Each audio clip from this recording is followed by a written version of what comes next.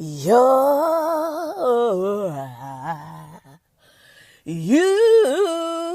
are,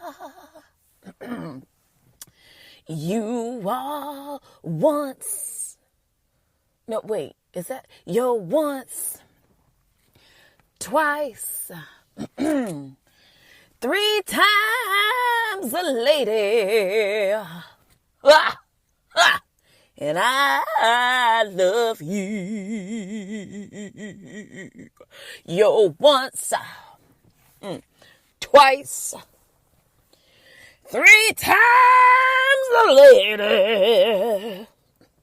And I love you.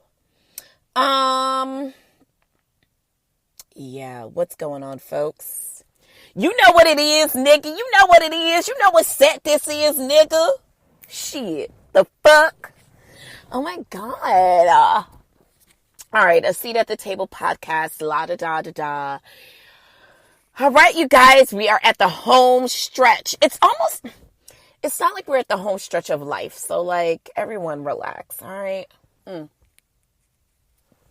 Truly, I actually think that aside from some really like crazy surprises this year for me it's been actually amazing. You know, I'm a little bit taken aback. You know, I want some more. Give me some more of that old time religion, honey. It been good. How are you? How are you doing? Oh my God, that's amazing. You look great. Well, it's Sunday here in New York City. And for all of you who are like, oh, I need the visual, like I listen to you, but I feel like I need to see you and shit. All right, take a deep breath. All right, now, close your eyes. Yes. Close your eyes. And imagine, if you will, a beautiful chocolatey gal like myself. All right, fine. You don't want to you don't want to picture it. Sicily, 1922, right? You don't want to picture it. Listen, I think 2021 is going to be our year, and you're going to be seeing me all the time. Okay, but we're here today. I'm so glad that you're tuned in. I am so glad that you have made it thus far this year. Another week, you know, we take it day by day because we live in the present, or at least we try to. So how was your Thanksgiving? I feel like it was very odd this year. I guess odd from the standpoint of I am part of a bigger family, probably on my mom's side. I mean, my family on my dad's side is pretty big, but like you always have, I mean, if you're blessed to like, I think when I was growing up, I was blessed to like, it wasn't like heavy handed on one side, where sometimes that can happen where it's like, oh, you get a little bit more of your mom's side family, or you get a little bit more of your dad's side for whatever reason. You're closer to those cousins, maybe they have more kids your age or whatever, you know. But luckily for me, I had the best of both worlds. But I think as I've gotten older, it's probably been a little bit more heavy-handed on my mom's side. And so since my grandmother has passed, as the years that my grandmother on my mom's side, as the years have gone by, we have been spending, you know, the amount of us that come together and the amount of times that we've come together have actually been dwindling.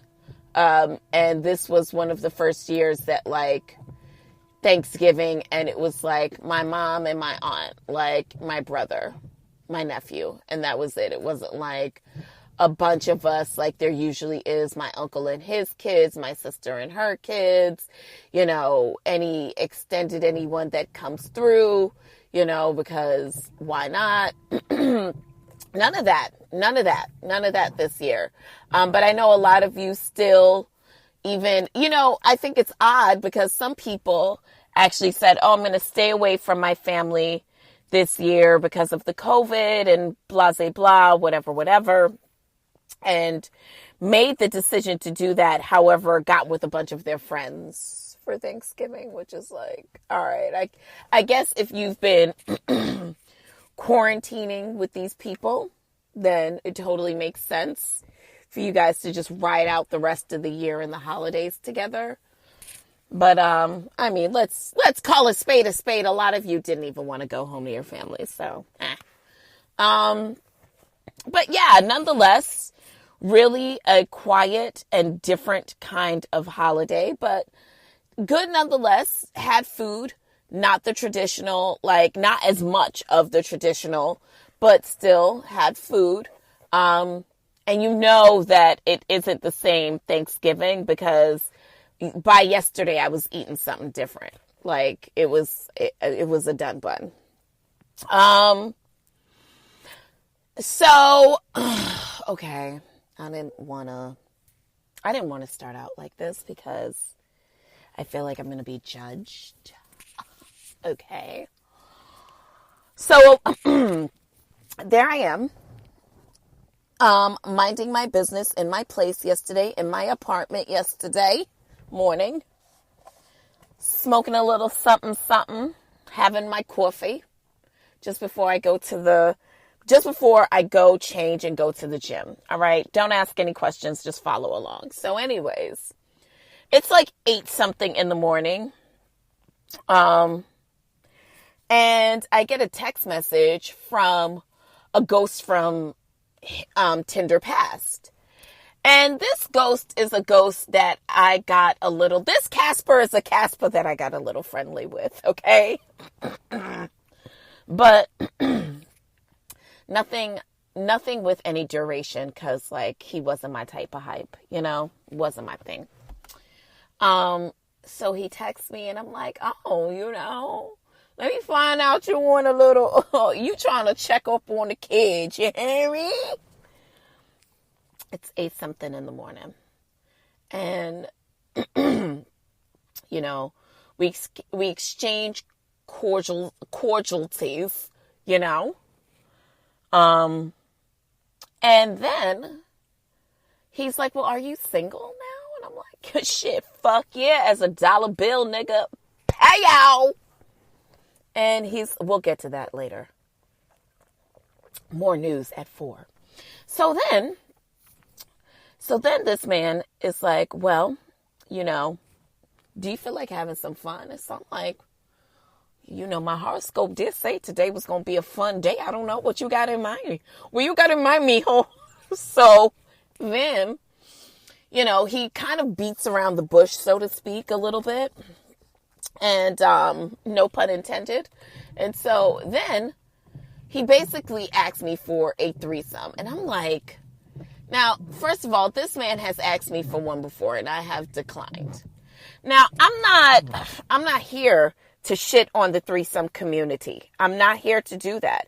I myself have never engaged in a threesome, but I also understand why the girls would like them. I picture it to be like a buffet, if you will, all you can eat buffet, right? With a fixed price, and basically you can go back as many times as you want, and it's everything there. It's everything there. It's everything there, and you love everything. Every once in a while, a bitch loves an all-you-can-eat buffet. I myself, though, as much as I love all-you-can-eat, I have not had an all-you-can-sex buffet,